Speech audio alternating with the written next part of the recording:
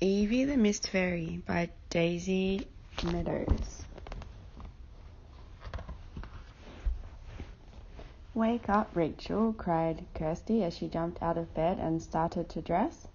I was dreaming that we were back in fairyland, Rachel said sleepily. The weather was topsy-turvy and Doodle was trying to sort it out. Doodle, the fairy's magic weather cockerel, had been on Rachel's mind a lot lately. Poor Doodle, Kirsty said, looking out of the window at the old barn where the cockerel was perched. Hopefully we'll find another magic feather today. We just need to find the other 3, and then Doodle will get his magic back. Yes, Rachel agreed, brightening at the thought, but I have to go home in 3 days, so we don't have long. Rachel and Kirsty hurried down to the kitchen. Did you sleep well? Kirsty's dad asked. Yes, thanks, Rachel replied. As she sat down, she saw a bright green notice on the kitchen table. It read, Grand Fun Run at Greenwood Forest. Weatherbury. Everyone welcome. She looked at the date. That's today. Yes, Mum's running in it, said Kirsty. Why don't you 2 go and watch, suggested Mr. Tate. You could give Mum some moral support. Okay, Rachel and Kirsty agreed happily.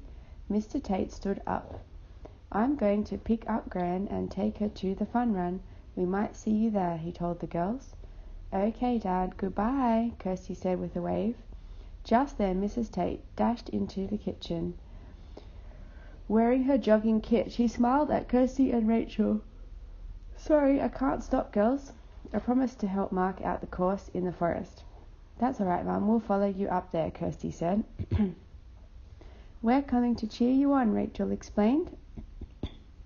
See you at the woods then, Mrs. Tate called cheerfully as she disappeared out of the door.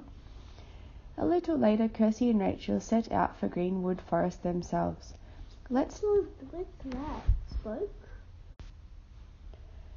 take the river path, Kirsty suggested.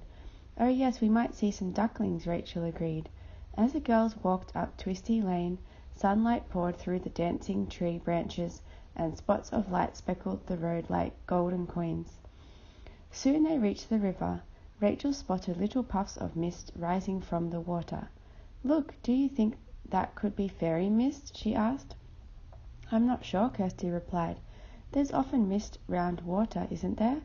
Oh yes, especially in the morning and the evening, Rachel remembered.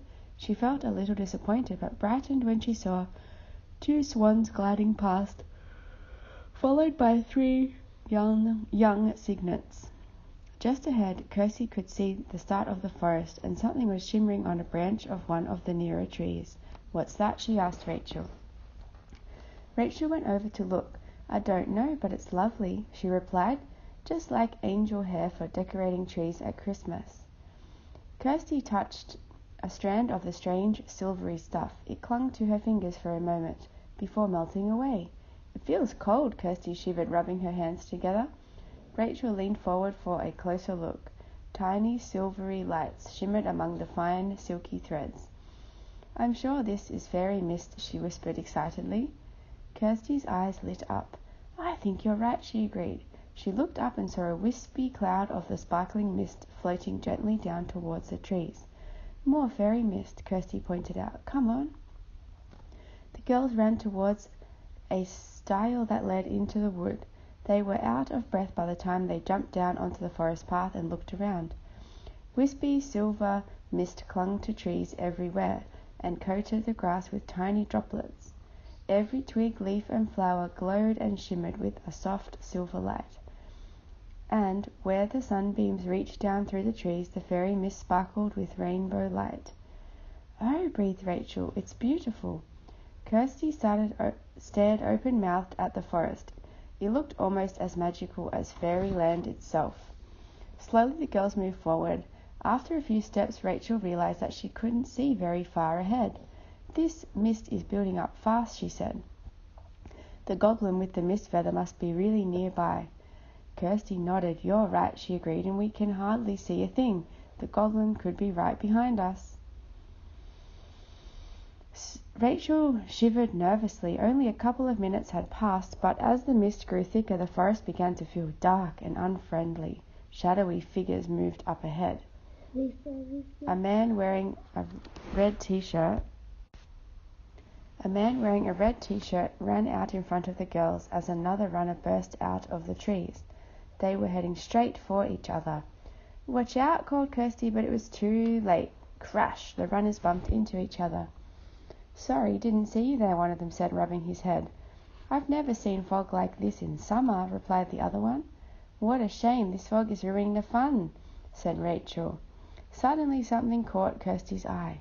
Over there, she pointed. A bright light was moving towards them, shining like a lantern. Soon the girls could see that it was a tiny, gleaming fairy. "It's Evie, the mist fairy," gasped Kirsty. "Hello, girls," cried Evie as she hovered in the air in front of them. She had long dark hair and she wore a lilac dress with purple boots. Her wand had a sparkly silver tip from which wisps of shimmering mist drift constantly. "We're sure that the goblin with the mist feather isn't far away," Kirsty told her. "Yes," agreed Evie, frowning, "and he's causing lots of misty mischief. Could you leave a magic trail behind us as we go further into the woods?" Rachel asked. "Then we can look for the goblin and still find our way back." Evie grinned. She waved her wand and a fountain of fairy dust shot out. It floated to the ground and formed a glittering path. "Now we won't get lost," she said. "But we might bump into the runners," Kirsty pointed out. "Let's turn ourselves into fairies, Rachel, then we can fly." The girls sprinkled themselves with fairy dust from their golden lockets and soon shrank to become fairies with shimmering wings. Evie rose into the air, a trail of glittering mist streaming from her wand, and the two girls followed her deeper into the forest. Below them, the runners were still stumbling about in the fog. "Poor Mum, she was really looking forward to today. That nasty goblin's spoiling everyone's fun," said Kirsty crossly. Suddenly Rachel spotted a dark, hunched shape in the mist below. "Look down there," she called softly. "I think we've found the goblin." They all floated down to investigate. The mist was heavy and sticky. It dragged at Rachel's wings as she flew through it. "Oh, it's not a goblin, it's a dead tree," she sighed, landing on the twisted trunk. "We may not have found him yet," Kirsty whispered, "but I still think the goblin's nearby. The mist smells nasty.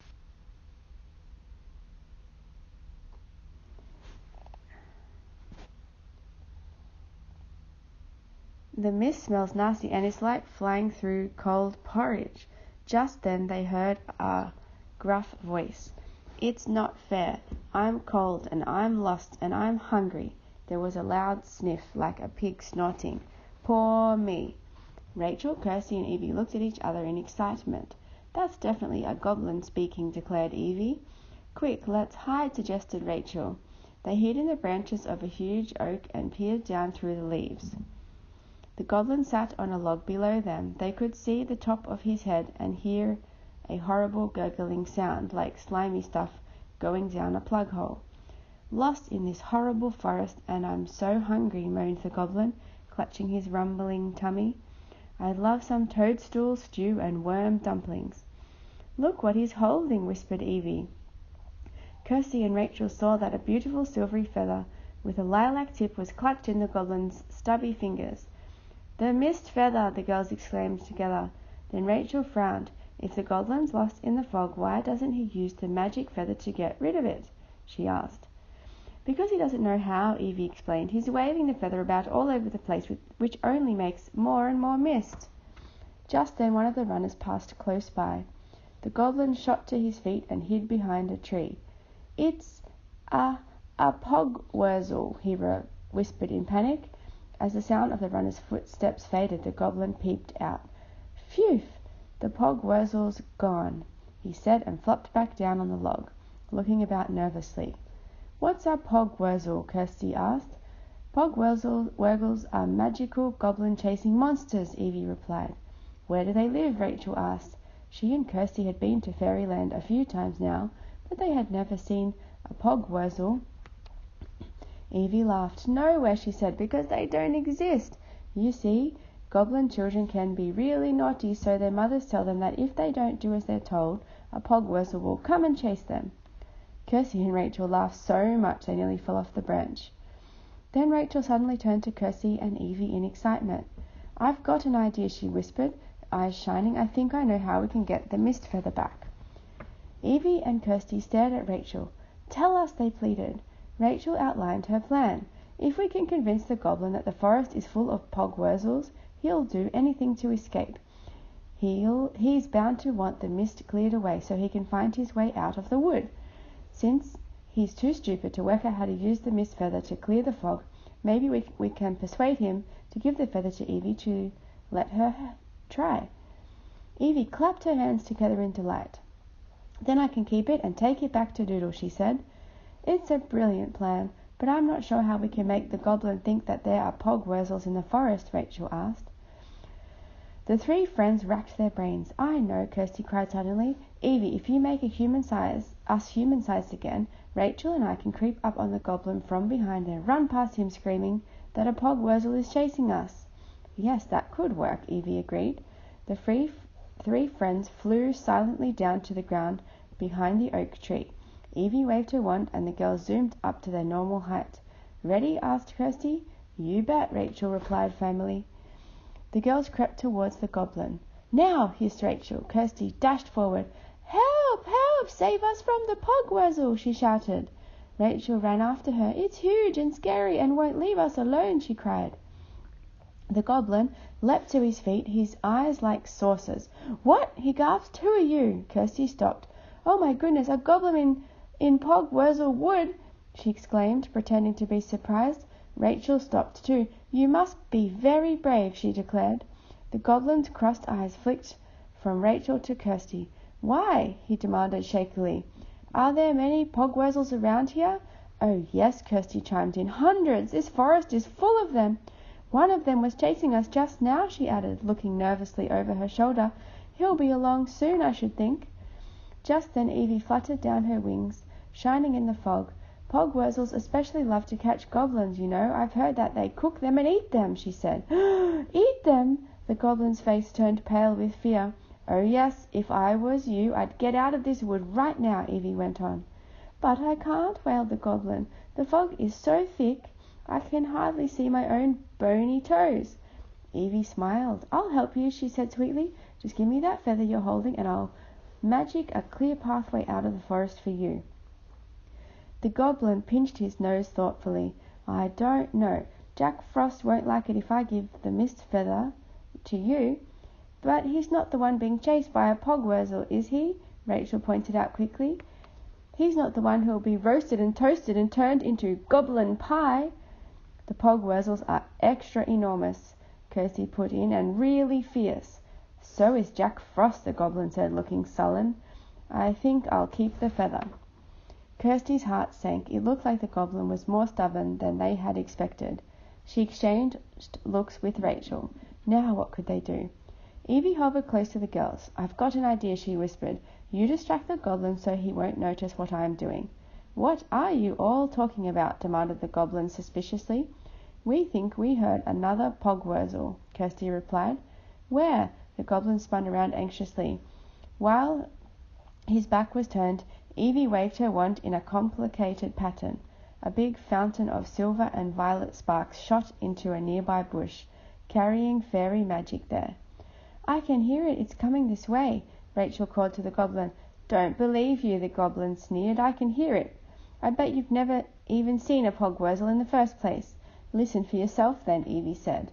The goblin put his head on one side and frowned in concentration. Kirsty and Rachel waited. They weren't exactly sure what Evie had planned. Suddenly a deep, scary roar came from the center of the nearby bush. "Roar! I am a ferocious Pogwurzel and I really fancy goblin pie for supper." "Wow, Evie's magical voice is really scary," Kirsty whispered to Rachel. The goblin stiffened. "Help me, Mummy," he cried. "A Pogwurzel wants to eat me. I'm sorry I put those toenail clippings in your bed. I won't do it again. Help!" He stumbled behind Kirsty and Rachel, trying to hide. "Don't eat me, Mr. Pogwurzel. Eat those girls instead. I bet they taste sweeter than me." Evie's magical trick voice came from the bush again. "I only eat goblins," it boomed, "especially really naughty ones like you." The goblin squealed in alarm and his eyes bulged. He took the mist feather from his belt and thrust it at Evie. "Make the mist go away so I can get out of here," he begged. "I don't want to be made into goblin pie." Evie smiled, took the feather and waved it expertly in the air. A clear path immediately appeared through the mist. The goblin gave a final terrified glance over his shoulder and then ran away as Kirsty, Rachel and Evie laughed merrily. "Hurrah! We have the mist feather," Evie declared, waving it over her head. Silver sparks shot into the air and the mist began to fade. Moments later the sun shone down into the forest again. Rachel and Kirsty beamed. "We can give another magic feather back to Doodle," Rachel said happily. "And the fun run should be easier going now," Kirsty put in. "Let's go and see if we can spot Mum before we head home to Doodle." The three friends made their way towards the fun run course. Runners pounded along between trees marked with big red signs. Everyone could see where they were going now. "You'd better hide on my shoulder," Rachel said to Evie. Evie nodded and fluttered beneath Rachel's hair. Suddenly Kirsty spotted her mum dashing through the trees. Two other runners were close on her heels. "Come on, Mum," Kirsty shouted. "You can do it," yelled Rachel. Kirsty's mum threw them a brief smile and waved. "Not far to go now," she called. Kirsty and Rachel jumped up and down. Evie cheered too, but only Rachel could hear her silvery voice. "Looks like your mum's doing well," said a voice at Kirsty's side. "Dad, Gran, you're here!" Kirsty exclaimed. "Only just in time. That fog held us up," said Mr. Tate. "Strange how it's completely disappeared now, almost like magic." Rachel and Kirsty looked at each other and smiled. "We're going to head home now," Kirsty told her dad. "Right you are," he replied. "We'll go and wait for Mum at the finish line." On the way home the girls revelled in the glorious sunshine, but Kirsty couldn't help missing the sparkly fairy mist just a little bit. "Time to give Doodle his feather back," said Rachel as they reached Kirsty's cottage. "I wonder if he'll speak to us again." "I hope so," said Kirsty. Evie flew up to the barn roof as she slotted the feather into place. The girls watched eagerly.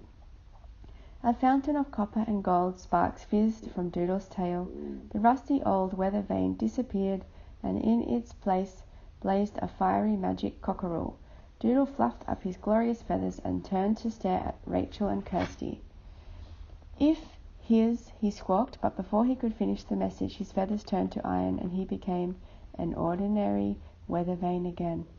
Kirsty frowned. "Beware, Jack Frost will come if his," she said, putting together all the words Doodle had said so far. "Jack Frost will come if his what?" queried Rachel. Kirsty shook her head. "We'll just have to find the next feather and hope Doodle can tell us," she sighed. Evie nodded. "It's important to know the whole message. Jack Frost is dangerous," she warned, "and now I must leave you." She hugged Rachel and Kirsty in turn. "Thank you for helping me." "You're welcome," chorused both girls. Evie zoomed up into the brilliant blue sky. Her wand fizzed trails of silver mist, then she was gone. Kirsty chuckled. "I wonder whose toenail clippings that goblin put in his mum's bed," she said. Rachel laughed happily. What an exciting day it had been, and there were still 2 days of her holiday left. The end.